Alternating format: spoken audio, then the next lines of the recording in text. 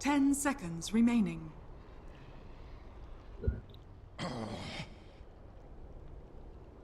Fnatic's turn to ban.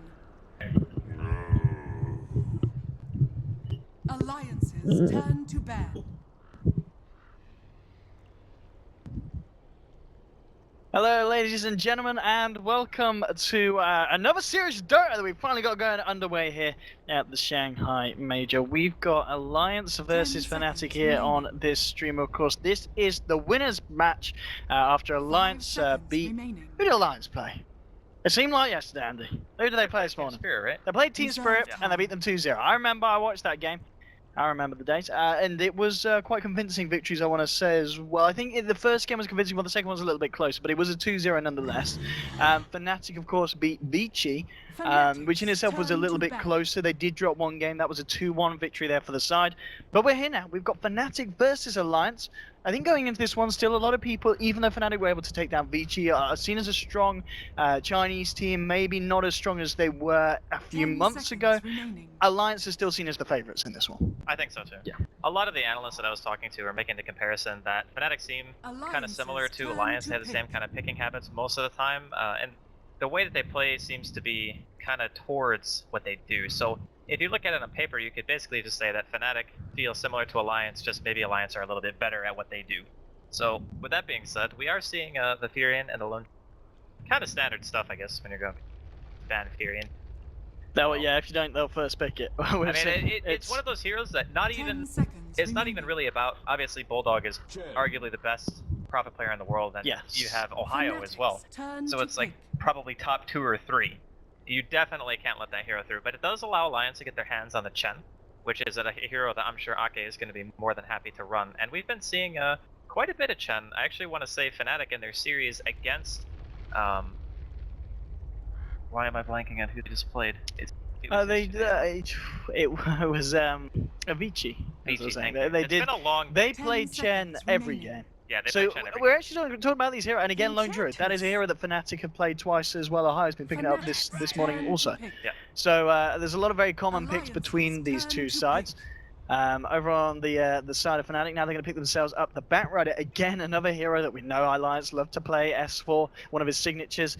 And Enchantress, this draft could very well be switched on its head, and it wouldn't be surprised at this point. Fnatic and Alliance, even though from two very different parts of the world, there are similarities between these two teams. Well, Batrider has been known to be one of the heroes that you can kind of put anywhere. We've seen mid Batrider, we've seen offlane Batrider, even jungle Batrider has been a thing so far during the Shanghai. So lots of places to put him. It's really nice against 5-man because as soon as you get Blink Dagger, you can pull one hero out of position. You can drop Firefly defensively to actually just defend towers. You don't have to commit your hero to it either. You can just have it there and advance it. Okay, so it's something to say that, like you mentioned, both teams could be opening up the same draft. I think Alliance are maybe less likely to pick Enchantress. Yes, that's yes. I mean, I know Bulldog has been practicing the hero. Oh no, they did it once this tournament where Ake played it. Yeah, Ake played it, but I think. Did they do it twice? No, I think it was just in one of the games today. Yeah, I think overall though, it's more likely that a team like that.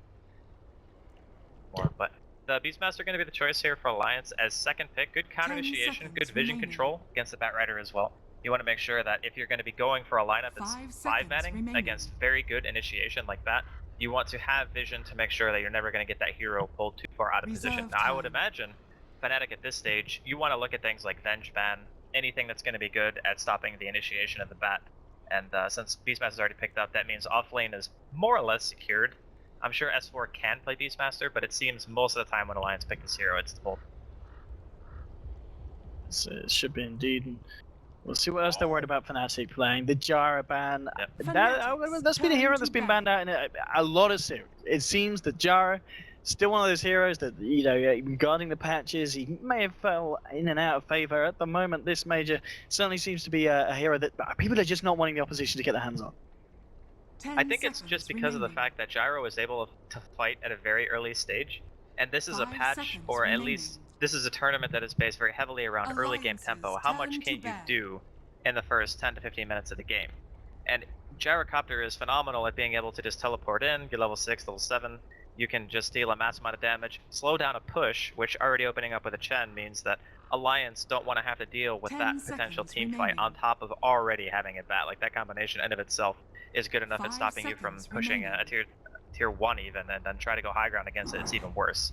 So it makes plenty of sense. The Brood is kind of a chalk ban. We Fnatic's see turn it to quite ban. often in the 3rd and 4th phase of the bans, but it's like, or no, sorry, 2nd and 3rd phase, but it's one of those heroes where you can't really give it away in any game, especially if you're not prepared to 10 pick a safe seconds laner who's going to be remaining. able to deal with it. And as we already said, since Beastmaster's picked up, that means that Tidehunter 5 is seconds probably not remaining. going to be a pick here for Alliance, so we're not going to have an opportunity to see that against Brood, and it just makes it too big of a Reserve time. nuisance, and Alliance don't want it. An interesting ban here from Fnatic. I mean, we have seen, of course, Loader. He did do it in. It was one of the games today against Spirit. He did pick up his Loader Slark, and they've obviously a very targeted ban. Not every team is going to be picking Slark, but Alliance turn to certainly wants to do so. And Fnatic, they don't want to have any bits of a bit of that. And the IO as well. EGM once again did play it this morning. Very convincing performance, and EGM, arguably one of, if not the best IO in the Western scene, would you say? I mean, maybe even the He's world. up there. I think he's definitely top 3 in my Yeah. opinion. I think that it's one thing to be a really good IO player, but you have to also have good communication and 10 synergy with seconds your team. remaining. I And think Alliance has got Alliance, are, They it's a just- full team of Swedes. They definitely got the communication Fnatic's going. But interesting to turn note to here, Fnatic, I didn't actually notice that they had first pick out of the second ban phase, which is why they didn't actually ban bench. I thought they would, but if you can just pick it yourself, then it's more than fine. It's a little bit interesting because I feel like right now Fnatic do lack deep push, but they have great tempo control. Like Enchantress during the laning phase can cause a lot of havoc. It can buy time for the Batrider to get the blink, and then you have Venge who can roam around and try to look for Templar ganks. Now they're Assassin. saving their cores for Ooh, last, TA. and this TA pick Alliance's pretty much turn to means that it's pick. going to be offlane bat. I don't Yeah, really think there's yes. anything else they can do with it because they already have Enchantress as well.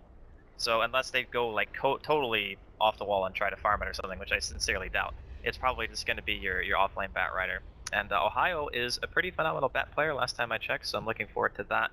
And as far as Alliance goes, As for Zeus, I mean, Zeus is really, really strong in this patch 10 because there are seconds very few remaining. heroes who can afford to buy BKB. And so many heroes are actually picked 5 that can't seconds even buy remaining. the item because of the tempo. The game ends so fast, it's like I don't have time to buy BKB because by 15, 20 Reserve minutes, time. I either don't have any of my tier 2 towers left, or we're already so far behind in kills that buying a BKB kind of loses us the game because I don't have the right item progression. Like my hero's just not going to be able to fulfill that role. So I really like the Zeus here from Alliance. We've also been seeing it banned a ton. Second phase ban, it's been taken out quite often.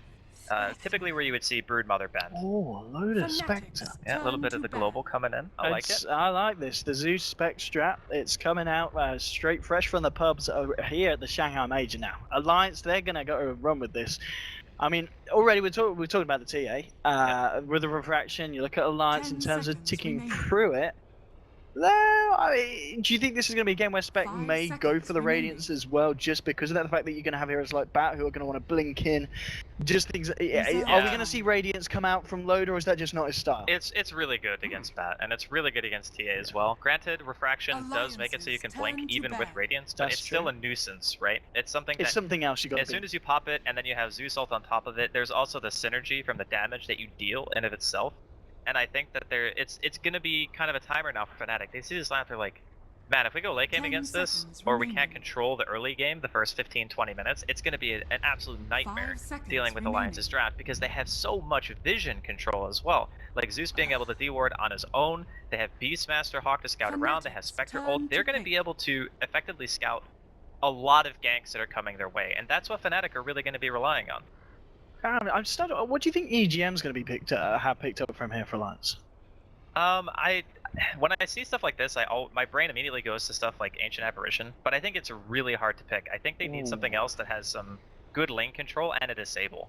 Something that can deal with that. I mean, AA could be 10 nice. seconds The thing is, it could be Against nice, the but H, there's against zero the setup. TA, There's zero setup for the 5 hero. seconds. That's they've got the. biggest I mean, it's the problem. primal rot, really. Isn't it? Yeah, That's the it. setup for your global. And then you have to potentially deal with a Batrider and an Enchantress roaming around the Chen map. with the troll traps, with the sense. You've I got think ways of Lion getting or in the lane something and is controlling. much more likely for Alliance Okay. than AA. I mean, I like mean, the I'd love to see synergy. I'd love to see the triple global strat. Yeah, I would like to see the AA as well, but it's something that makes your lane so unbelievably weak at this stage.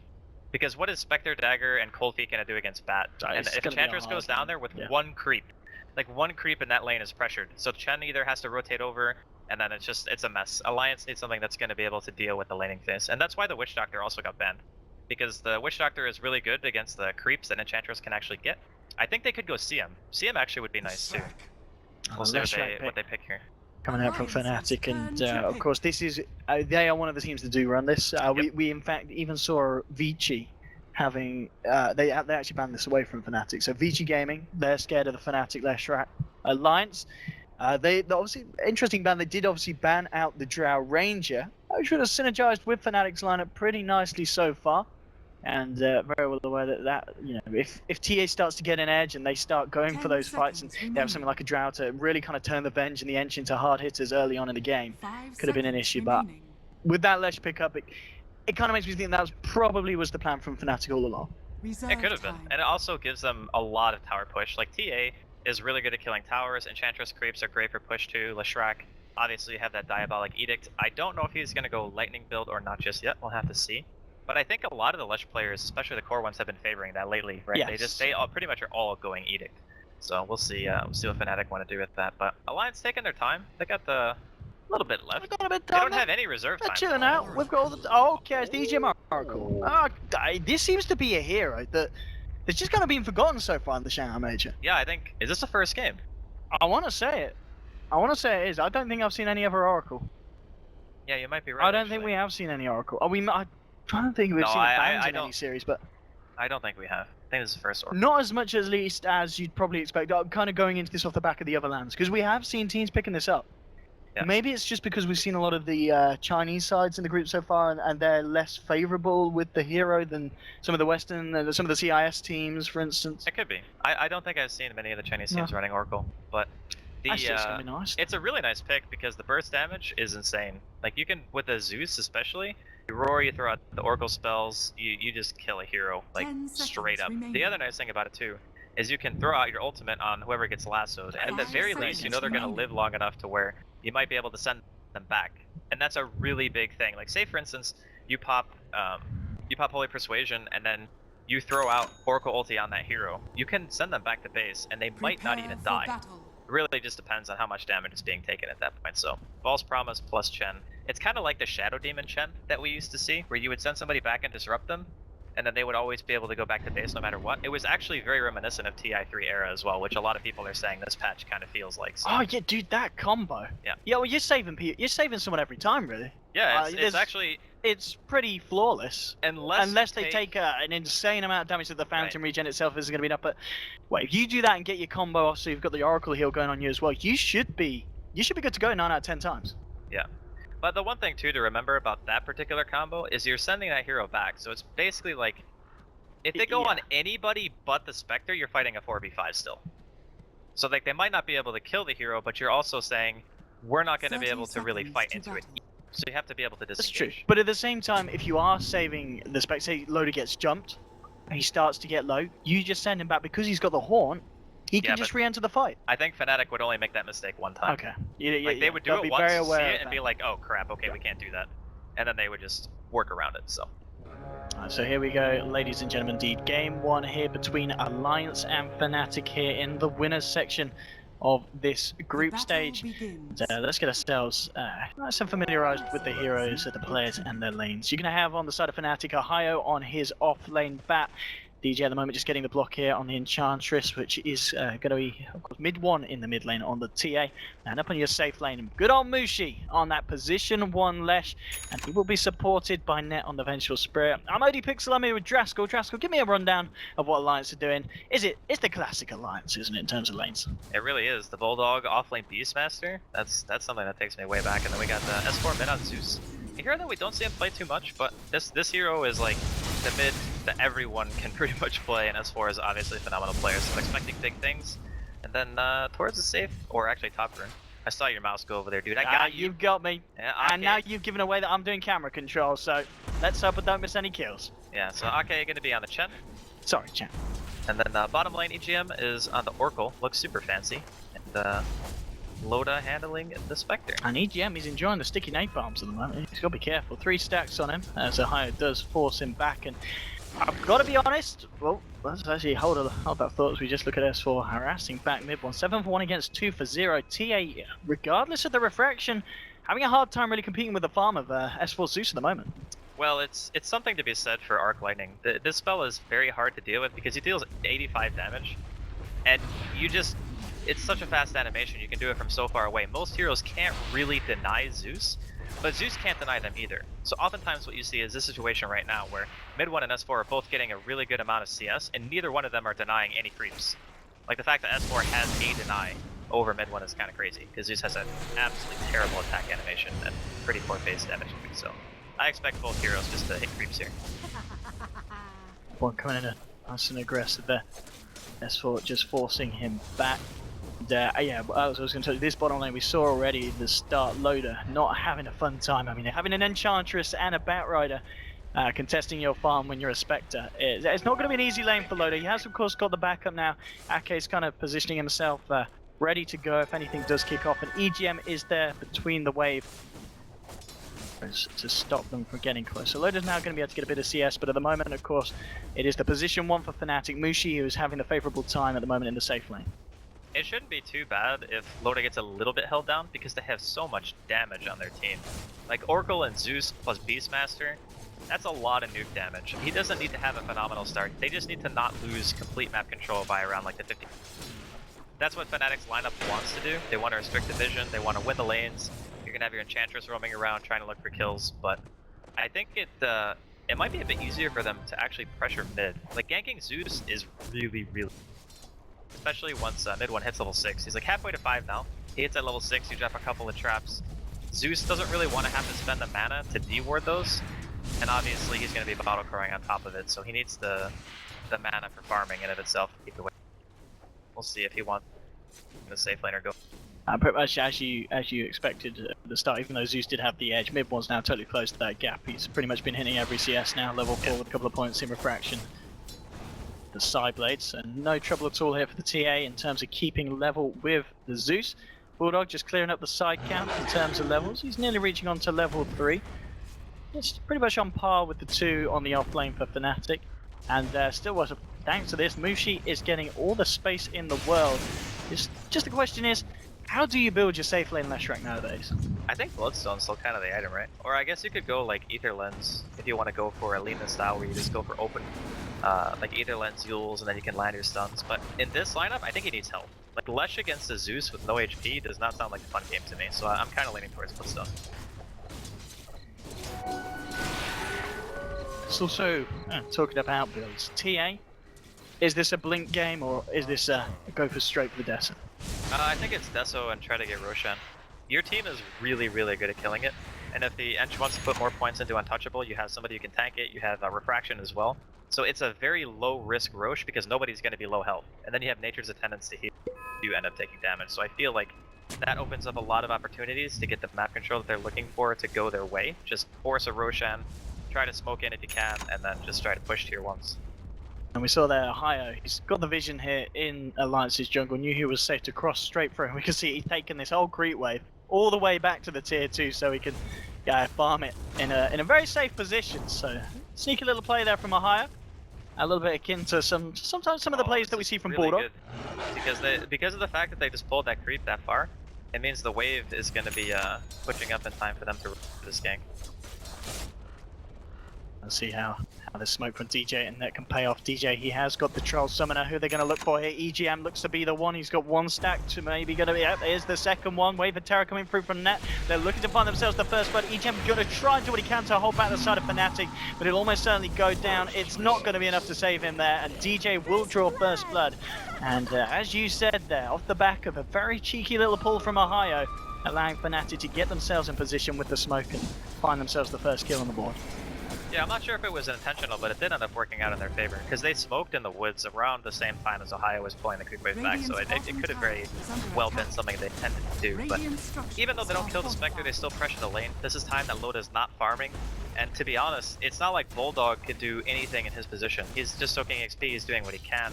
He's got right now 8 CS, and the fact that he's level 4 is pretty good as Zeus ulti pops. Ake with the double purple balls, they're trying to go for Mushi, and with the Thunder God's Wrath, they'll find the kill. Nice. Yeah, we're seeing some great rotations from both of the jungle masters, the Chen and the Enchantress from either side. Well, bottom lane, talking about the edge, he's ready to go again on Loader with the backup of Ohio and Net. Straight in with the Troll Trap Net, they're looking for the kill here. He's only got 1 point in dispersion. Loader pop the stick charges, it is keeping him alive here. And now Alliance might be able to turn. Loader's ready to go back in, he's going to find one, can't quite find the second, but EJM will finish it off, and with S4 rotating in as well, they do manage to find 2 kills in return for losing the 1. So Alliance there, reacting very nicely to Fnatic's aggression, but they do manage to shut Loader off the map for a bit. Again, though, it's nice that Mushi is obviously farming much more than Loda in this game, but a lot of it boils down to the team fights during the mid game. Like the fact that the lane opened up a little bit for Bulldog, that means that right now he gets to level 5. As soon as he gets that level 6, you're gonna have Roar. You can see a smoke, the Beastmaster and the Chen together. That should result in a kill, assuming Zeus ulti is up, which I assume it will be. And there's a lot of pressure that Alliance can apply by themselves. Like they don't need Fnatic to come to them, especially with the kind of disable that they have with that offlane Beastmaster being close to 6. So I feel they're still in an alright position, but they do need to start trying to make some rotations around the map, given the fact that Loda is also level 6 right now, and he just picked up his urn, so he is ready to go. We'll see where Alliance are able to find the next bit to jump in. I think eyes have got to really be on Ake. He is going to be the one that entering into the lane, starting to kick things off. Zeus and he's here. Basically making sure that he has got the mana ready for it. Like you said, he has got that horn. He does need to be careful here. Nipple's starting moving. He might need to use the horn to get out of this one. Loader in a load of trouble, and while he's got the backup, here comes S4. It doesn't matter, Loader's still going to go down. S4 will kill the TA, but Loader just underestimating the raw physical damage output of that Templar Assassin. Yeah, that was a little bit strange. He only has like 1 point in the middle too. That means that dive lasted a really long time. Kind of surprised that Alliance... And he did die with dagger and horn on cooldown. I don't know if he could have used one of those to get away in time, but yeah, either way, the TA just had him for breakfast. I think he must have daggered at least once, right? He didn't. No. 100%. He didn't dagger at all. He just walked away and pretty sure. Here we go. He's coming back with a horn. Logan says, all right, I'll jump in for that one. Takes himself the kill with the backup of Ake onto Mushi's Leshrat. Top lane as well. That's where he followed through with the horn. Comes to join Bulldog. Bulldog hasn't quite hit level 6 unfortunately. Perhaps with that they could have got the kill a little bit easier. Ake is rotating in as well. Alliance seeing if they can find themselves something extra here. He's going to spot out Net and can't quite follow through with the second spell to finish that one off. So they will just end up getting Mushi off the back of that horn. Still something here for Alliance. They are still leading the game in terms of kills, 5 for 3. Now, so far, feels like Alliance are kind of struggling to keep up a little bit. The fact that Loda has already died 2 times, he popped his horn. Middle of death is like really puzzling. I'm surprised that he ended up trapped that way, but still, Beastmaster almost 6. Ake is 6 now, which is big. Obviously, if they had Hand of God, I don't think that mid one would have been able to get that kill. They've been a little bit better position. But given the fact that all their ultimates are going to be up, I think it should be pretty decent for a timing for them to go for another fight. They got Zeus ulti. The Spectre won't be able to be there for another minute or so, but I don't think they necessarily need him. They're going to pop this to scout it out, see how many are in the area. Realize. It's nice as well, because mid one was moving over and he had traps down prematurely ready to go if anyone to hang around. Okay, that's a dead edge. Zeus plus level 3 Purifying Flames on a hero that has like 1 point. It's a lot of nuke damage. Oh, sorry, 1 strength game. You just die instantly. That's one EGM, just playing games here with mid one as well. TA looked a bit better, of a better shape to deal with the harassment. And the entry certainly was, and has got the first move for Hammer, so it is going to be mid one doing exactly as you said, going straight for that death. So capitalising on the fact that they do have a lineup that can take Roshan fairly early on and really utilising that dire side of this game. Successful Ake and EGM around the mid top lane. Bulldog, he's getting a bit more farm. He's got the staff, yeah, he just picked up the staff, so closing in on finishing that level 1 Necro book. Bottom lane as well, Loader, he's been left untouched for a little bit. In terms of the net worth, it is TA on top, pretty much parallel with the Zeus. Loader just slightly ahead of Mushi, so nonetheless a very, very close game still 10 minutes in. Yeah, it's like I was saying, despite the pressure that they were able to apply to Loda early on, it's not enough yet, and Fnatic realized this, they need to keep it up. Looks like we might have some smoke and action. Okay, Ake just bought the smoke. He might know this is coming. He's already heading back. He's doing the same. He's got dagger. I don't think Fnatic are going to be able to get much out of this, and because of the fact that their TA doesn't have Deso yet, I don't know if they can just use this to go for Roche, because mid one's actually visible right now. Mid one is just doing his best to finish off this tier 1 here, but we do see Alliance. He ready to surround this area, maybe a little bit suspicious on his aggression. We'll see DJ. Still one of the creeps here from Ake, says that one's mine now, baby. Managed to walk off with that one. Alliance. The Jimmys have been rustled, and they certainly feel like they want to do something to kind of punish Fnatic making this journey over to their side of the map, but Fnatic and Smart do back up. Also all back online, mana. Yeah, S4 does have enough for the Thunder Ghost Rapid. They do find someone. He's going to spot out Net here. He's just going to be a little bit apprehensive about going for too aggressive. He's just going to sit back and continue to farm the wave. And now, in fact, like it's the smoke from a line.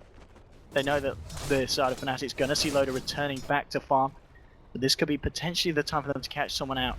The TA would indeed be someone they'd be very happy to kill, but it's like they'll just make the rotation round here instead. Mushi, oh, he could get caught. Radiant's middle tower is Too under careful. attack. Alliance will get the ward down here by the Dire Ancients. Maybe waiting for someone to reveal themselves. The pings coming back out on this bottom lane. Loader says there's someone around here, and he's not wrong. DJ and Net are in the area. Looks like they're not going to be able to achieve too much with the smoke. But they do manage to get down that valuable ward at least. Yeah, the warding is alright. Like, the vision from Alliance right now is definitely good, but it's a little bit concerning that Ohio gets the Blink Dagger right now. The Venge, let's see, how close to level 6 are we? Pretty close. So a couple more creeps still have the defensive swap or offensive swap.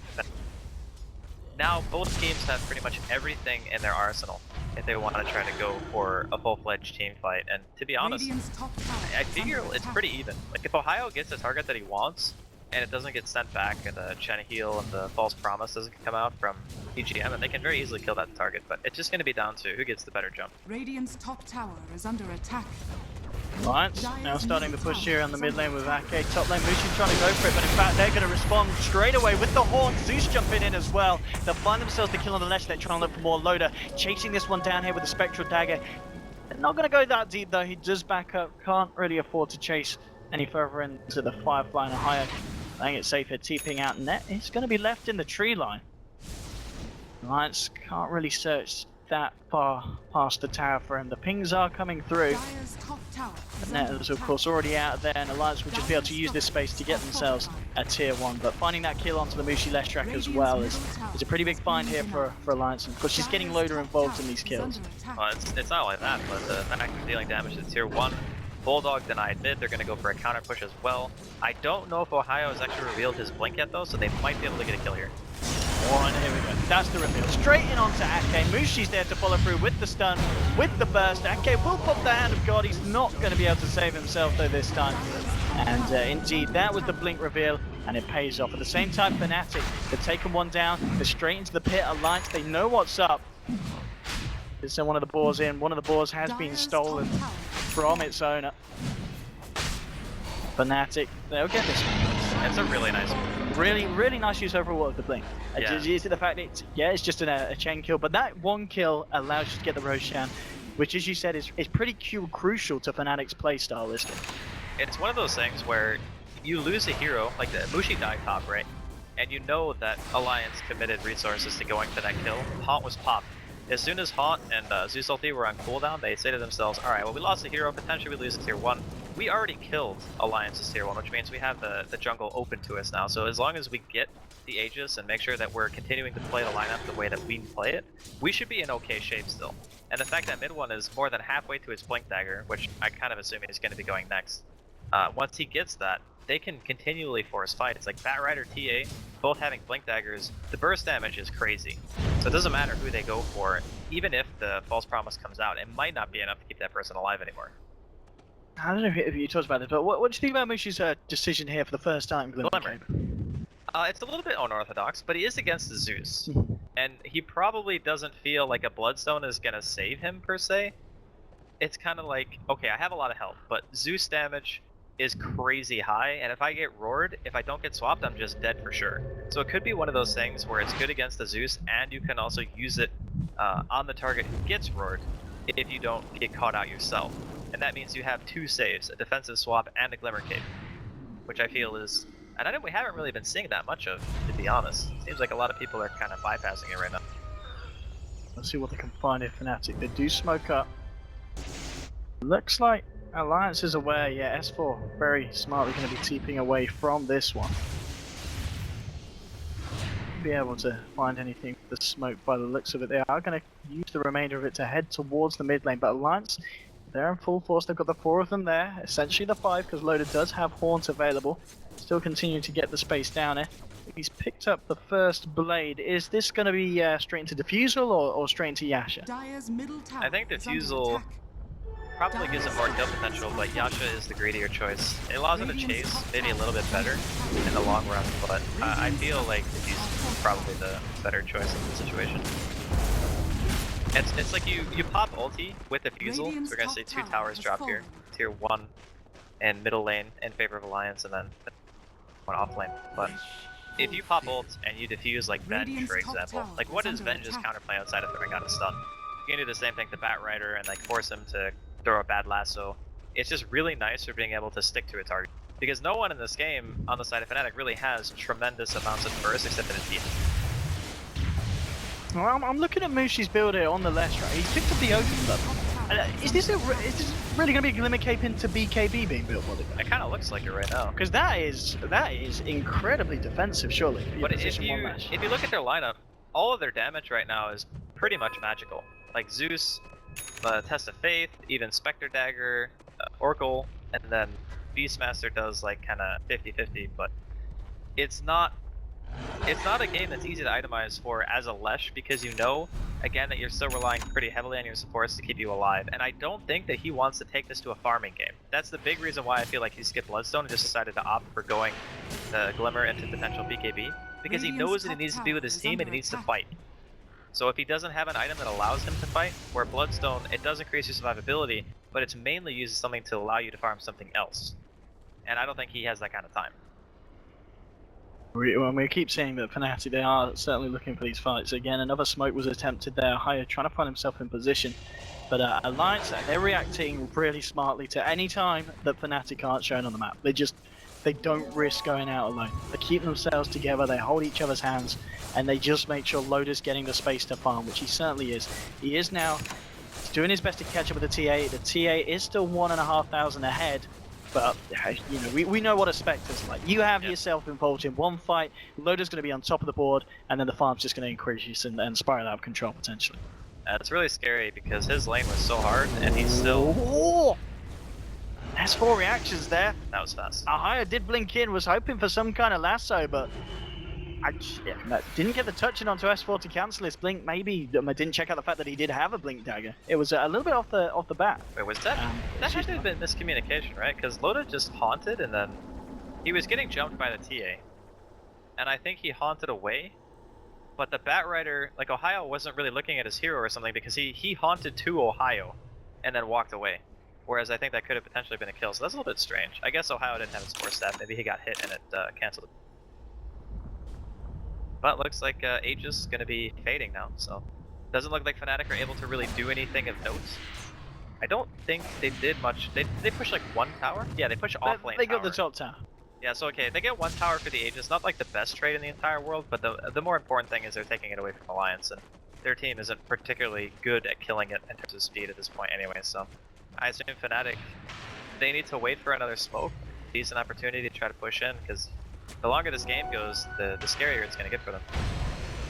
And the TA is certainly going to be reaching kind of critical mass fairly soon. She's got the blink, the Deso, and she is going to be going for the BKB. And once she's got that, you've got to just expect Fnatic to really try and look for these fights, because surely you don't want to take a TA Lesh core late against a Spectre line.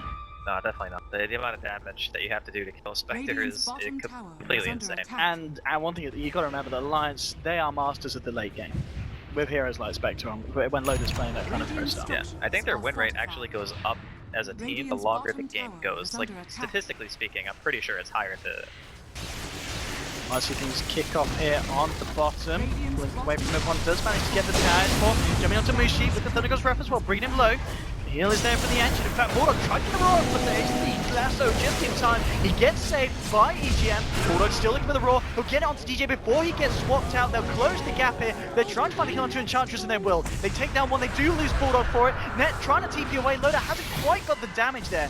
So it will just be a 1-for-1 at the moment. We'll see if they can find anything else, but it looks like they are going to get high on the bat. Double kill for Loda. So they take the 2-for-1. They do lose Bulldog. But a bit of a scrappy fight. Nonetheless, it's these fights where Loda getting himself 2 more kills, and now we're saying he is continuing to close that gap to the TA, and TA, just without the BKB, just really isn't able to jump in and frontline, and mid-one's really just going to hang back and get that BKB online before they can really kind of commit to the fight shot. BKBs are going to be huge for sure, but that just showcases again how much damage Alliance's lineup actually does. Of course, the majority of it's going to be the Zeus. He already has the Ether Lens, he's throwing out level 2 Thunder God's Wrath at this point in the game, and just with Haunt and Thunder God's Wrath, you get that roar off on one target. I mean, heck, Mushi started the team fight with like 20% health, and almost nothing happened up until that point. So like you mentioned, BKB is going to be absolutely crucial for them. It's a very big power spike, and given the Roshan timer right now, we're going to find out how long it's going to be. 30 seconds. If it's short and BKBs come up, I would imagine that Fnatic probably just go for it straight away, and knowing this, there's already just a Hawk in the pit waiting this one out. But I think the next Roshan is probably going to be very indicative of who holds control of the game for quite a while. And to be honest, I think Fnatic might have enough with those 2 BKBs to take a fight. Fnatic, the 3 of them. Oh, it's a long respawn as well. This is actually really good for Fnatic. It pretty much means that you will get your BKBs by the time this is up. Like, TA already has his pretty much. And Mushi, Ace guys as well now. Ace just picked it up. They do have BKBs, and at this stage, there's not really much else they're waiting for. Like, Ohio has Blink Force Staff. The Ench isn't really overly farmed by any means, but then again, you pretty much just need to stay in the back line and throw this. So this could be the timing that Fnatic were looking for to actually make something big happen. Came back at Loda. Now on top of the Asher that he did end up finishing the blade into, he has got 3.4k. He's going back for Radiance. Yeah. If he's got the space, as we said earlier in the draft, Radiance is going to be huge. You've already talked about them, just the magical damage that they do have with S4 and such on the Zeus. Obviously, the BKBs are going to be nice for Fnatic in that sense, but Alliance, we'll see if they obviously have to play around that, kind of draw the fights out.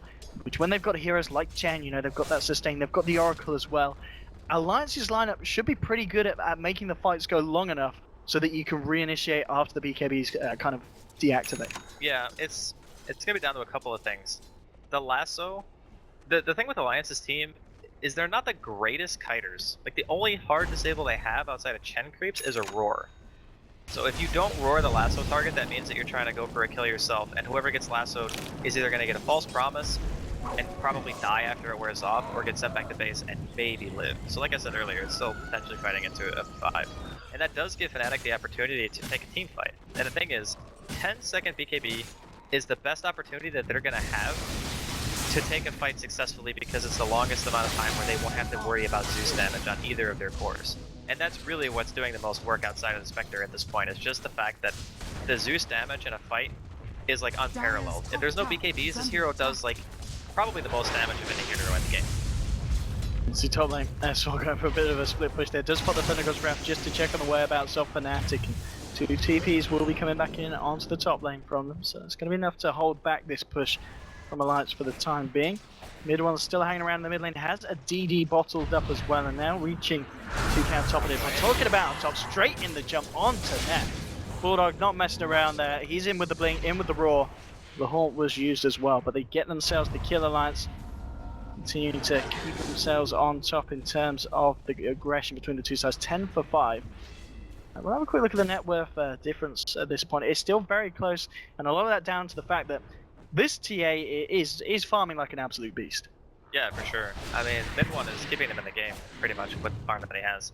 I imagine he just goes for Daedalus or something. Just enough damage. Yeah, I want to see the crit. The thing is, he can still, like, annihilate Loda in a couple of seconds. If he gets a meld or two and a hit in with a double damage, there's no way that you can live through that.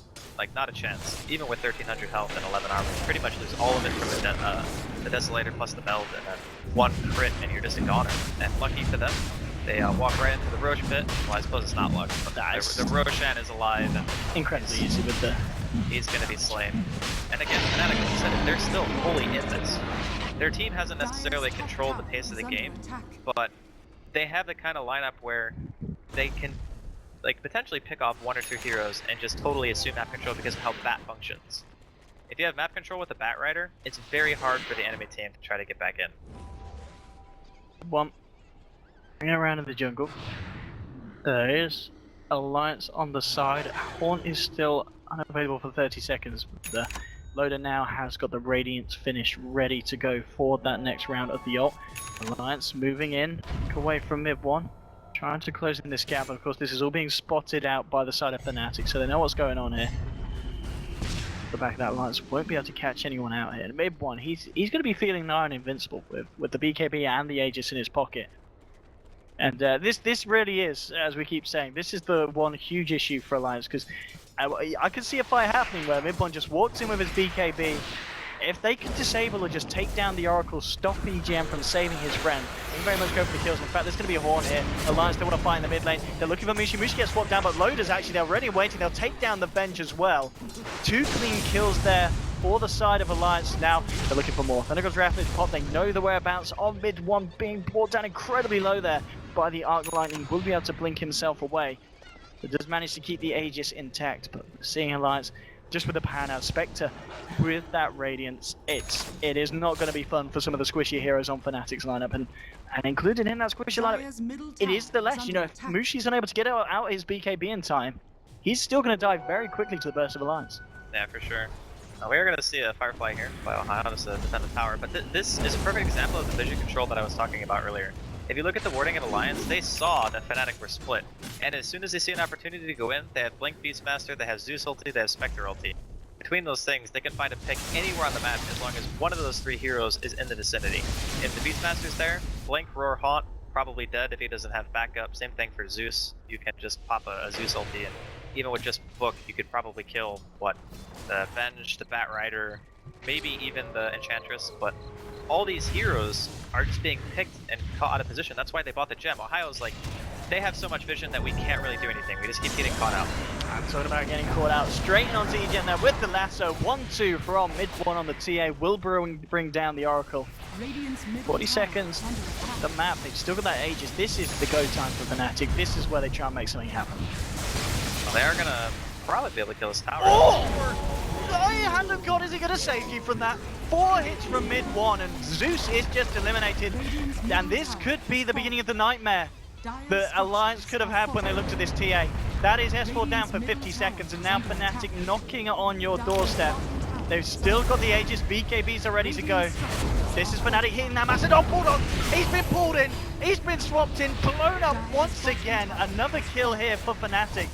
There is now the money available for S4 to buy back, but this could be the middle set of racks going down, and this really is the point of the game where TA is just going to be such a huge issue. They need to do something about it. They're going to try and jump forward. In fact, mid one, he's just trying to turn and find a Loader. Loader will get sent back straight away. Ake says, get yourself out of there, you silly goose. Fnatic's just back in it, onto the racks. And they're going to find it. That's going to be the rally racks down. Can Alliance try and fight this one? Mushi just BKBs. TP's out. He should be. No, he's got it. It was cancelled and he's dead. They'll take him down. They'll find the Leshrac off the back of this. The Horn's still following through. Loader was looking to try and go for a higher, but realize higher with the TP out will be able to escape. DJ is there. The damage is not quite enough there to get that one. And the Ench will be able to escape. But Alliance, they're able to find one, but they do lose that melee racks, and this is something that we could see Fnatic go for a bit of a repeat of because of the amount of damage that mid one's doing on the TA, and that is, I imagine, the recipe, and more than enough money to have the full out Daedalus. So S4 getting 4 hit in that last fight is going to be 2 hits next time. Yeah, he crits him like once and then 1 auto attack, he's dead. Zeus just doesn't have any armor. Like, at this point, I'm kind of wondering if going for the soul booster was the right choice, because if the TA gets in your face, again, no save. No one on their team can save you from TA's damage. You get false promise, you're still gonna die after the duration, especially if he crits you like 1 or 2 times. So I'm kind of wondering if this is the right build for him, given the situation. Like, maybe he looks back on this game and thinks, maybe I should have got a Force Staff, maybe I should have got a Ghost Scepter, or even a Yule's, you know? Just something that gives me a panic button. Because right now, their biggest issue is the TA and their inability to deal with it. If Bulldog's not there, and doesn't roar that target, and they don't kill it like straight up, they're gonna have serious issues. Yeah. And at this point, his BKB is still 10 seconds. The guy hasn't even used it once. Yep. And still with the edge, it really is all about mid-one's TA. And I've heard a lot of people talking about this guy. This is the guy that everyone's like, this is the star player. You need to be aware of mid-one because he's going to do spectacular stuff. And at the moment, you know, not to kind of say anything against his teammates, but he is really being the huge player in terms of the way he's played this game, the way he's just spent the majority of the earlier time looking for the farm, and he did find it, got himself ahead of the Spectre, and now he's still 3,500 ahead of Loader. And that is the Spectre with a Radiance. This is an impressive amount of gold on this Templar Assassin. Yeah, it's becoming increasingly difficult as well. And here we go. Mushi did manage to get off the BKB in time. That's going to be enough to keep him alive. They'll swap him out. So Bulldog did try and jump in with the Rot. The reactions there of Mushi, insanely quick. And looks like Fnatic off the back of it. They've got one hero off of the side of Alliance. We'll see if they go for anything else, but Mushi there with the lightning fingers. That was actually extremely fast. Like, if he doesn't BKB, he probably still gets swapped, to be honest. But that's true. Yeah, but it was still very nice reaction time, and they just seemed ready. Like, this is the problem now. Because of the fact they just lose that hero, and then again, that Bat Rider with the gem and bots, he can just teleport back down. They can go for a full D ward here. Like, that death seems like a really small thing. It's okay, we lost our Beastmaster, but the reality is, if Ohio wants to, he can just go remove all vision off of Alliance's side of the map. And without that vision control, their lineup ceases to function.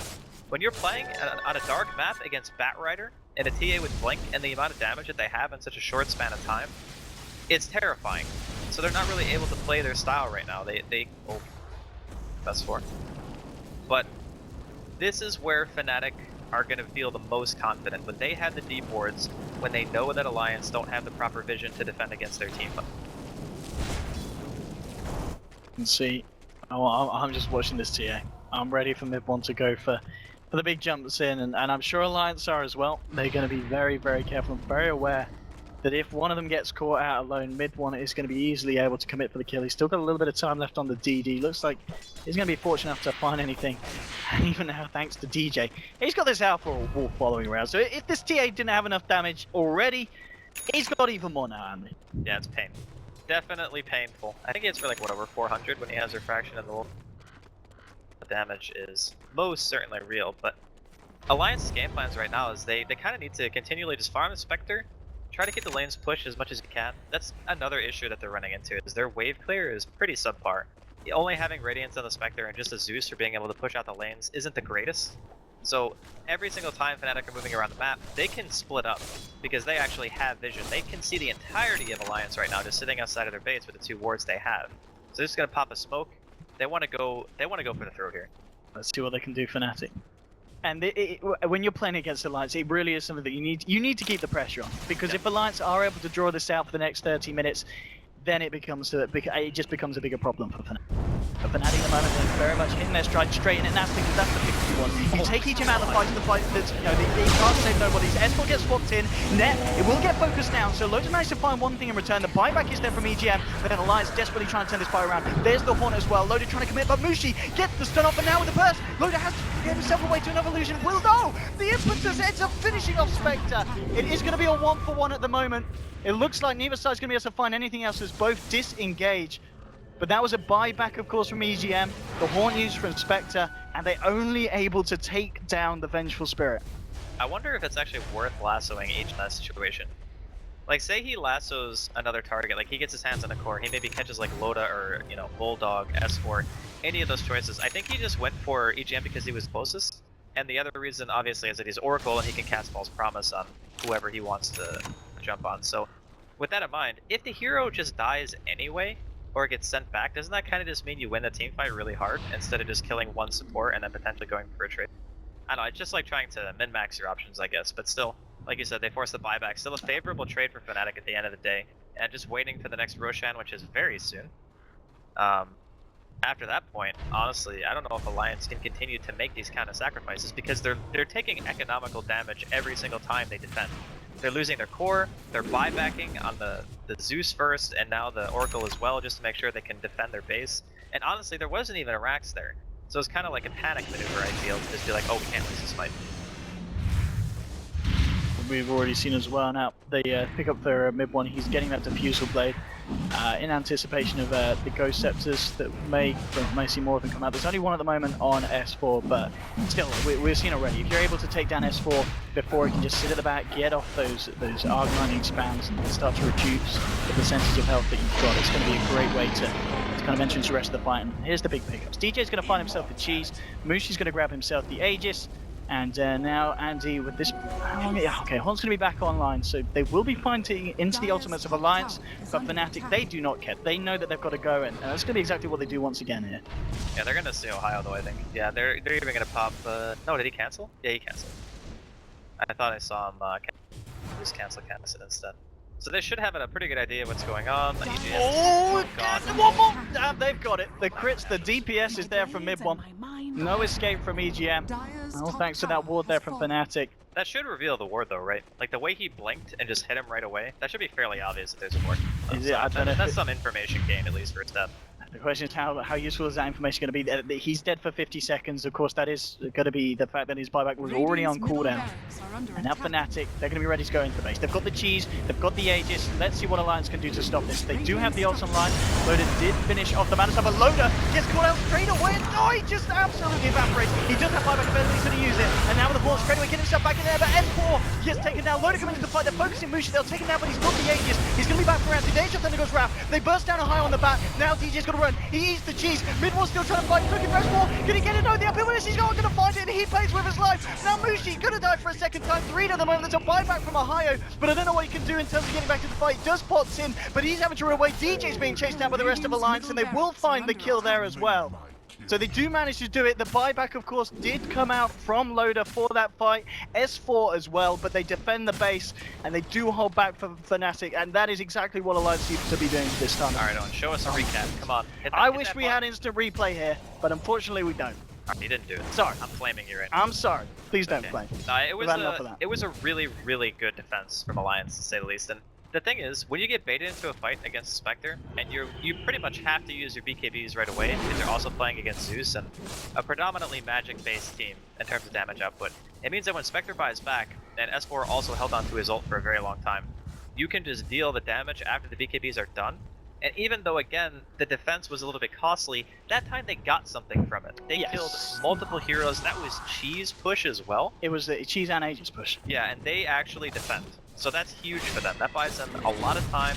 They know they can do some de-warding. Obviously, that ward we talked about earlier is going to get taken down. Pretty obvious that was there. And now the Vision game is starting to go back in their favor. Now, did they reclaim the gem? That's the question. It looks like they did. Okay, so Ohio's gem is no longer on their side either, which means that now Alliance can start to look to reclaim the map. And now off the back of that, you kind of look at the upsides there for Alliance, but at the same time, you look from Fnatic's perspective. Do you put the S4 Zeus and the Loader Spectre with cooldowns now buyback for just over 6 minutes? Is this the time where you feel you have to go for some aggression again? We're already seeing Alliance themselves. Yeah, they're looking ready to fight, but Fnatic, surely this is a fantastic time, because if they take down Zeus or Spectre now, that could be pretty much game ending, sure. Yeah, it is, absolutely. Like, if either one of the cores dies from Alliance, and the TA and the Lesh are still up, your base is dead. You're going to lose your tier 3 in a couple of seconds with Edict and the amount of damage that mid one does right now. So they need to be very, very careful about how they do this. And they are going to be de-warding the last remaining ward in the map here for Fnatic, so they are playing completely blind. But that's like one of the biggest points of this game that we have to keep in mind, is some games are won just simply because of the fact that a team has superior vision. And in this game, every single time one of the teams has a vision advantage, they're taking the proper team fights, they're like getting good engagements, winning the fights, getting Roshan, and just most of the time that's been Fnatic. Since like the 20-25 minute mark, they've just been kind of on a roll. So I feel all in all that this game is going to boil down to, obviously, if Alliance can stay alive for the next 6-7 minutes, because they need to. If they don't and they lose their cores, the game is pretty much over. But after that point, it goes back to ground zero, right? Because then there's buybacks, and it just becomes who can actually find the right engagement again. You're looking to see ended up getting it. It was a higher, I think DJ brought that one, didn't he? Yeah, DJ did rebuy a gem here for the side of Fnatic, so the kind of the map control war begins between the two sides, and as you're saying, it's of utmost importance at this stage of the game. It's just experienced late game teams. Like anybody who goes past like the 35-40 minute mark, you need a gem. especially if you're going to be moving around the map as much as Fnatic have. And when you want to try to control the enemy jungle, as long as they can't see where you are, it's constant pressure all the time. Like, look at the positioning right now of Alliance. Like, they have a couple of wards out, but at the end of the day, if they don't know where Fnatic are, they can't take the risk. They just can't let S4 and Loda die. But they do have the Horn. Thundergod's Wrath back online. Mid. Warling's going to quickly realise that it's just the illusion, but nonetheless, just keeping the pressure in on this bottom lane. The Fnatic are still hanging around here. He's got a lot of money in the bank as well. We've got to remember that Fnatic, they've got all their buybacks on cooldown. We'll see if they should have the money. Good majority. A lot of them have gone full in. Okay, Mushi's just about to have enough gold for his. So the important heroes nonetheless. We've got the Ench, the Lesh and the TA all with their buybacks ready. It is just 2.5 minutes left on the timers here for Alliance. So unless Fnatic do really push the issue anytime soon, we could get to the point where Alliance are going to be back in that much more comfortable period of the game where buybacks are going to be available on their course. Yeah, I feel like if the TA had bots and buyback, I'd say they probably go for this. But because mid one doesn't really have that right now, if you can't just throw 7 heroes at Alliance when you know they can only buy back on their supports, I think that would be the play that has the highest likelihood of just straight up ending the game. But it's also a risk, right? Like, what if you make a mistake? What if you lasso somebody and they don't die or whatever? Like, there's a lot of things that could potentially go wrong. So because Fnatic have the map control right now, they're probably content to just make sure that Alliance aren't moving outside of their base. If they can accomplish that for the next, well, let's see, anywhere from 3 to 6 minutes, then they can prevent Alliance from getting Roche, go for another Roshan, keep making them spend money to defend their base, and eventually you might be able to just win by virtue of having better items, and obviously the later the game goes, the more likely it is that a team will make a mistake, and that could just win you. We can see a Bulldog, he's still working towards that refreshers up. Nearly pretty much got the money for that second perseverance in the recipe. We'll see if he does decide to go all in at this point, or if he's going to hold out, make sure that he does have. Oh, he does have bots now. He does have bots and buyback. Okay. He must have sold something because he only had like 1,500 gold a couple of seconds ago. So I think he sold his treads and farmed a little bit, and now he has both. So I kind of think Fnatic could just go for it right now.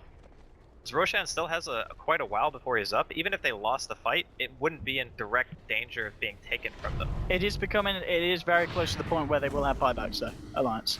Yeah, but I mean, if they go for a team fight now, Fnatic can also buy back and bot in. You know what I mean? Like, it would be a fight where they could commit a lot of resources to if they want to try to just deal damage to Alliance's base. But I suppose the safer play is still just to wait for Roche.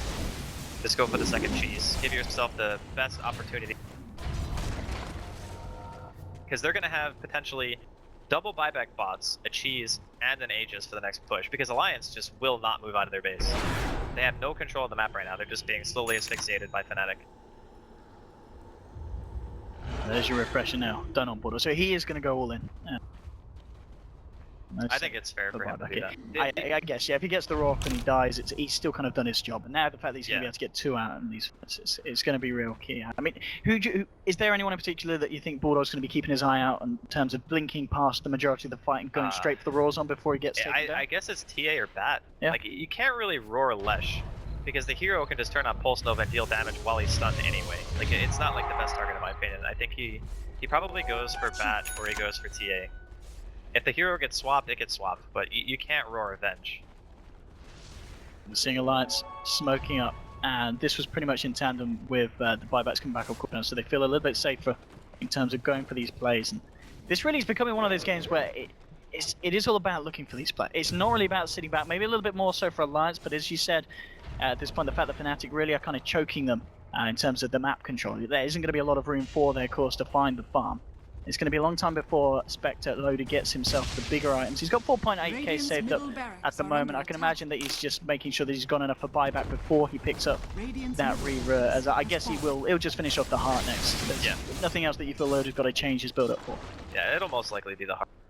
He's also going to need to think about going like AC or Butterfly or something like that after the fact. He needs some defense against TA. That's the biggest source of damage, I think, that threatens him in a fight. I think they can actually take him out. Oh, he actually goes to the defusal.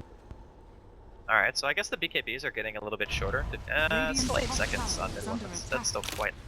But Diffusal Manta does pretty much mean that he hogs and he realities to anyone They're either going to have to BKB or they're just going to die. I mean, Lotus, hey, look at it, he's thirsty for this he one. wants this. He is, I'm coming to get you, he says. And is he going to get to all? Well, here we go. The Thunder God's Wrath, and there's your Mantle with the Diffusal. There'll be the stun from Mushi. Now let's try and turn. Mid one coming in with the right clicks. Loda in a lot of trouble. Loda gets saved just in time by EGM, and he will continue to fight up at the moment. The Radiant's ticking down the lineup of Fnatic. They'll lose Ohio. Loda, he's going to be kept alive there. Will still go down though, and he fights back straight away. And now with the Horde returning to the fight. Loda with a perfect control of the Spectre. 2 at the moment. Now they'll look for mid one. Mid one trying to hold it with the mount, but it doesn't matter. They've got the vision here. They'll take him down as well. They'll get the TA. A buyback did come out from Ohio, but a huge fight from Alliance and a fantastic usage there of the buyback horn from Loda. I can't believe he lived through the false promise. I thought like 100% he was dead there. I think it even threw Fnatic off a little bit because some of the heroes were just walking away. He's going to be gone at the end of that false promise. Yeah, I was thinking, okay, he's just going to die, buyback haunt. So the fight kind of went how I expected it in the sense that, you know, he got himself back into the fight, didn't use his haunt before he died. Everything went about as spectre-y as you can imagine, but it just seemed like Fnatic were not ready at all and that they were too reliant on their initiation at this point because the Spectre is starting to reach critical mass. It really If you look at the net worth difference between the TA right now and the Spectre, it's huge. But the thing is, Spectre's teamfight presence is just so much higher. TA is only good at blowing up a single target. I mean, sure, every once in a while you're going to get a side blade hit or two, but if you can't get the primary threat out of the teamfight and then keep it out, then the TA isn't really good against a hero anymore, and that's kind of the stage that we're at with Spectre. Because they kill Loda once. If he can't get back to the fight, then all of a sudden that team fight is automatically won for Fnatic. But because it's Spectre, he buys back haunts, the team fight is now over, because you've already popped your BK, you have no defensive left. And we also have to give a shout out to EGM for the false promise. Yeah, and this is kind of something that we were talking about in the draft. The fact that Alliance, they have this synergy. Yeah. They have the players that are just going to be right on top of saving each other, and EGM, of course, the man at the moment in terms of getting that false promise out when Loda literally had just a slither of health. There was some big plays indeed, and of course they're great. That even when you know, as the Oracle, you disarm someone like a Spectre, he's still going to be running around with that Radiant stick damage, so he's still contributing to the fight when he's being healed up. This is getting really scary for Fnatic. They are starting to kind of collapse onto their side of the map. It's allowing Alliance a lot of breathing room. S4 hasn't really gotten too much in the way of item progression for a while. And the fact that the TA also had to go for Diffusal Blade just for Ghost Scepters. Fnatic, they're just trying to go for the Roshan mid bomb. We'll just pop the BKB and run. He's got the moonshot on the TA. This will be the lasso onto S4, bringing him right away from the rest of his team. Can the team get there in time to save him? We'll put the Ghost Scepter indeed. EGM is there with the false promise, keeping him alive. They're taking down the TA now with the horn. Lotus looks to continue to fight. Mushi's going to start to back up, but DJ getting bursted down on the Enchantress, coming back in, but Loda with the Manta. He'll send in the illusions. They'll focus them onto Net, who does get the swap off onto the Enchantress, saving him. There's a double kill for Loda as they take down 2, and that was the buyback coming out from TA. Alliance, let's see what they do now. They're going to head into the Roshan pit with 1 down, with TA's buyback now on cooldown. Mid one, I don't know if is he going to be able to do anything off the back of this? Can he jump in, or does he just have to bite the bullet and play it safe? He doesn't have BKB. The problem is, and the reason why I said that fight was going to go so badly for them, was A, they were split up, which means the Zeus is going to ult, the TA is not going to be able to blink, and he already BKB. So no BKB means you can't walk into that team fight before you get diffused by the Spectre. He turns around, he just annihilates you. In a mad fight, I don't think the TA can really deal with load anymore, and that's why I was saying, at this stage, Fnatic are relying on 2 things. They need the vision advantage, and they need a good initiation. They need to pull a hero out and kill it. And it needs to not be Loda, because if he has buyback and haunt, that initiation is useless. And he's more than okay with spending the buyback if he makes sure that he kills, you know, 3 or 4 heroes like we saw last time when they were fighting towards top. It now becomes a game of, can Fnatic actually get picks that aren't Loda? It sounds kind of counterintuitive, right? Because most of the time you would actually want to kill the core. But most of the time now, if they kill the core, it's going to result in a haunt and an immediate teamfight loss, which is kind of the strength of late game Spectre. Looks like, yeah, so he's going to go full in for the Reaver. So this is going to be the Loader. I guess the buyback's probably come off cooldown. Well, he's got Aegis. Still on cooldown anyway for 3 minutes, and yeah, as you said, he's got the Aegis. It's very much the best play here. And he only traded in, what, drums? So drums for an Aegis, I think that's worth it. Still have them on the current, in fact, I don't think the gold yet for it. No, so he's going to get a bit more gold from that as well. This game, we just saw when I brought up the net worth difference. It's incredibly close between these 2 sides. But the fact that there is that Spectrum Alliance, you've just got to give them the edge at this point of the game. We saw 30 minutes in where mid-1 was just blowing up heroes, jumping in on the TA. They were able to find the mid set of Rex, but we said at that point, this game goes on another 30 minutes, which is 10 minutes away from doing so. Alliance are going to be arguably in their element in terms of well, how they the game kind of goes. already are. Yeah. It's just a matter of not making a mistake. You know, don't get caught out. And it becomes infinitely harder when the person that you have to worry about the most has Aegis. He has Haunt and Aegis, so he has to die. Then you have to kill him again. Then he's gonna buy back in Haunt. Like, Spectre late game is just so hard to deal with that I don't think Fnatic ever had any intention of getting into the 50-minute mark. Like, ideally, they ended 21 minutes ago. Yeah. Roughly around there. Like, when they were pushing down mid, they got that first melee racks, I felt, okay, Fnatic are now kind of hitting their stride. They got all these items on mid 1, they can't really deal with it. And then they take one bad team fight bottom, and I really feel like that's where the game really turned in favor of Alliance, when they killed 4 heroes, and even though they had to commit buyback, they successfully defended their base and got multiple big priority kills. So when that happened, all of a sudden Fnatic, they lose their map control. And prior to that point, I also don't think they had a gem, which I feel was a mistake. I think they needed an earlier gem to control the map more, and take away the control from Alliance at a sooner stage, because then maybe Loda doesn't have his Radiance, you know, when he buys back in that team fight, and maybe you have an opportunity to just straight up end the game by double raxing. But now they're just clearly on the back foot. Fnatic are looking for some kind of opening, but for now they're just trying to split push lanes, wait for another smoke. We could see potentially a, what is this, 5th Roshan spawns? I think it's 5th. Yes, I want to say 5th. Yeah. Because it's 3rd cheese, yeah, so that would have to be 5th. Higher. Forward there on the mid. Spot AK out. Okay. Heads over to the side, and the rest of Alliance are starting to pad on this bottom lane, looking to try and get another tier 2.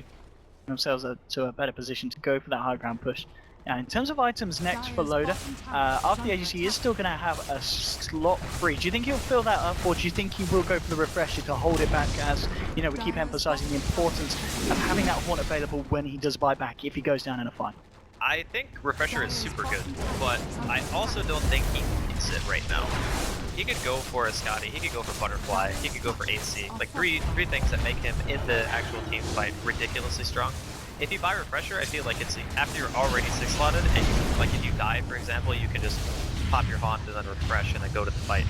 I'm talking about going for the fight. Loda just waltz in, and he does not give a damn about what Fnatic are throwing at him at the moment. They've been able to take down the tier 3 Alliance, and Loda just straight back in, hitting away here at the melee racks in the bottom lane. Fnatic, what's their answer? Proud, a few inverti, but gonna force them back for a matter of seconds, and Alliance are straight back in. You just got to ask yourself, what do Fnatic do to stop this? The burst damage from S4 forcing them back. Mushi moving forward now with the Shiva's guard, but Loda just starts to get the right clicks in. Mushi pops the BKB and backs off. But Fnatic, they just seem unable to find the jump in. We're still seeing mid-1 just unable to get himself close. We saw Loda sending in the Manta Illusions just to stop the TA from being able to get off a successful jump in. But even if mid-1 could, I don't know if he can do it against this lineup. And at this point, as you say, it really feels like Alliance has just got this game right by the chokehold, and Fnatic can't do anything to stop him. As long as Alliance save buybacks, I think they're going to be a good spot. That's not to say that Fnatic can't win, it's just, it's really difficult. Bulldog is getting caught out of the top lane with the lasso into mid-1. That is going to be the Bulldog down and the gem on the ground. Talking about the importance of having map control. They got 2, so... yeah, but it's denying Alliance. I guess they've got the money on whoever, if they do want to pick themselves up a second one. No, I mean they do have 2, it's just sitting in the base. Already, okay. Yeah, EGM just picked it up, so... it's at that point where the gem carriers have died multiple times, so I think both teams at one point had 2 gems, or might even still have 2. But this is a pick that doesn't really allow Fnatic to do a whole lot because Roshan's not alive. It's kind of just a pick that gives you maybe a little bit of control of the map for a while. Just allow yourself to farm up, maybe push the lanes in a bit, give yourself a dominant position on the map so you can set up for Rosh, but it's still quite a ways away. Again, it's going to be like, what, anywhere from 3.5 to 6.5 minutes, and quite a long time. The thing about this game too, and we haven't talked much about it, we might have to hold that thought actually. Here we go, Loda being focused down here by Fnatic. Alliance to try and jump on them, in fact, so they jump from behind. Oh no! Lasso's the sensor! That was not the initiation that he was looking for. And now Fnatic, I don't know if they're going to want to stick around anymore for that, and they won't after that whiff. They'll back off. Unfortunate there from Ohio, wasn't quite able to grab any of the bigger fish that he was looking for, and Alliance going to be fine, and Bulldog is going to be back on the map now. That is what we would commonly refer to as unfortunate. I don't know if they really wanted to take that fight anyway. If they were going, because I assume they were going for Loda, right? Maybe that lasso was just regret. He jumped in, was like, I think don't that actually want to fight you guys. was a blessing in disguise. Because let's consider the following. You lasso Loda, maybe you kill him, you know, maybe you don't. And then he buys back and haunts and you lose the fight. I don't think that Fnatic wanted to initiate like that. I don't think that was even a good idea. So the fact that he got the Centaur, I think, might have ended up saving them a really catastrophic fight. But at this stage, I suppose they're kind of feeling really restless and that they need to try to do something to end the game. And I was going to mention before that little fiasco happened with the Centaur that Lesh is very bad against Oracle. Like, really bad. Like, you pop your W and the Lesh core does 0 damage. For, what, 6 seconds I think it is, when you have the max level, so anytime Mushi walks into a team fight and he's not hitting multiple targets, that person gets Fate's Edict cast on him, and he's just useless. He doesn't do anything. So I feel like this is Alliance's answer to the Lesh in the first place. Oh! Wow, there was an Oracle there. He just get... Yep. And that is EGM down for 60, and at the same time, Ohio finds Shanghai. That's he's going to take a couple there, but he just get the ghost stepped off in time. Force stuffs himself away with the swaps there from net, bringing back the Chen. Double kill for mid one. It looks like the buyback money is just, I think he was just waiting on the goals. He just ticked over, he just ticked over the goals. Okay. So they do have buybacks on these two heroes. But you've got to be careful at Alliance if they're allowing them to get those pickoffs, and that's exactly what Fnatic want to find. It's just anytime you're out of position, Fnatic are going to be there ready to jump. We'll see what they can do with it now. Look at the tier 3. Loda moving forward. Loda now has to be careful. He might want to just try and focus on Bulldog coming in now, finds the Raw. Mid-one getting bursted down, they'll jump forward and that's the TA dead. TA will bite back immediately and she's trying to re-enter the fight, but DJ's going to go down. Net as well to fall. It's a double kill for Loda. Now mid-one, he's got to do something spectacular here. It is the buyback for the false promise, keeping Loda alive as he cleans up the team. That's going to be the 3rd dead on Fnatic, and now the rest of Fnatic just have to run. Mid-one's got to get himself out of there. Ohio in tow as they do retreat. They're desperately chasing their Alliance. They're hungry to clean up the side of Fnatic, and they're going to catch Ohio by the looks of it. He turns around with a flame break, but the dagger is there from Loda. He'll take down another 2 buybacks now coming out from the side of Fnatic, but it's all falling apart now for them. Mushi's trying to run. He's come back into this one, and if he goes down, this is going to be vital. It was the refresher, the double primal roll. Wants to pop the Linkers. The second for the kill. Double kill for Loda. That's a dieback on Mushi. And this game, it's a painful one from Fnatic, but it's slowly just falling to pieces, Andy. They let the game go on too long. I mean, we talked about it during the draft. The late game Spectre, they're just not really... That was an expensive fight. Yeah, that was a little bit costly. What, 10.5 thousand? Something like that? Gold difference, give or take? With the gold that they lost on Fnatic for having to buy back and also dying, that was something that they simply could not afford. Like, even though the TA is pretty much... You can't get any more farm than he is. The only thing you could say is maybe you get rid of the Blink Dagger for something else for extra damage, maybe a Rapier. But even then, if you buy that, you're not going to be able to get in close proximity. So, Alliance, they're in their comfort zone. This is the late game. They have a better late game composition, easier to execute. Like, everything just seems to be going very well for them. And I gotta say, the Oracle pick for me so far has kind of been the MVP. Dagen's been making some huge saves on Loda. I mean, the thing is, you could tell that Loda doesn't really... He's not experienced playing with the hero because he was running away, but he healed the full health when the ult ended. So he that's how Oracle works. Yeah, he's like, oh, I'm actually fine. Because he got crit for like 1,000 damage, and he's like, oh, I should maybe back up. But it's like, no, dude, you're good. EGM's like, get yourself back in there. You're going to be alright. And Alliance, they're certainly looking to be alright as a whole now. They push down the mid lane onto the middle racks. Fnatic are going to have the full lineup back up in 15 seconds, but they need nothing less than a miracle here. They need to find some big crits from mid one. He needs to crit twice with every right click, and that's not possible. Let's see what he can do though to stop this. Loda on the front lines are high. Pops the BKB. Using the lasso though, Loda will pop the horn. Fortification coming out from Fnatic. They are going to fight this one to the bitter end. Find anything, and it's going to be Loda. Pops the Manta Star. And actually, this is an interesting one. Using the ult there on an illusion, maybe trying to go for the draw away, but this could cost Loda his life. Falling low. Loda's going to get himself out just in time though, and now Fnatic, they're the ones to start to fall. 2 dead at the moment. Now they'll turn onto the TA. Mid one, he's got to back himself up. And EGM, maybe a little bit fat-fingered there with that cast of the False Promise, but it doesn't matter. Loader's fine, Loader's safe. EGM was like, hey, you're fine anyway, you didn't need my ult. A 2 there now, Fnatic, and again, this is 2 heroes without buyback. And Alliance just continuing to find the favorable trades time and time again. We'll have a look at the graph. It's not going to be pretty, and that's more than enough for them. Yeah, they got minions, so it's very understandable in this position at GG out. I gotta give props to Fnatic. They had an amazing first like 20 to 25 minutes, but it just really felt like they were like pushing in bottom. That particular fight was where the entire game got flipped on its head. Yeah. And even though they maintained control of Roshan for so long, I want to say they got 4 Roshans in a row. They didn't get the 5th, right? But they got 4 at least, and they still couldn't end the game. And I really feel like one of the biggest problems that they had was trying to go high ground, is obviously going for the Spectre first, and some of the team fights ended up being really bad for them. And then also Mushi's hero just being hard countered by EGM on Orc.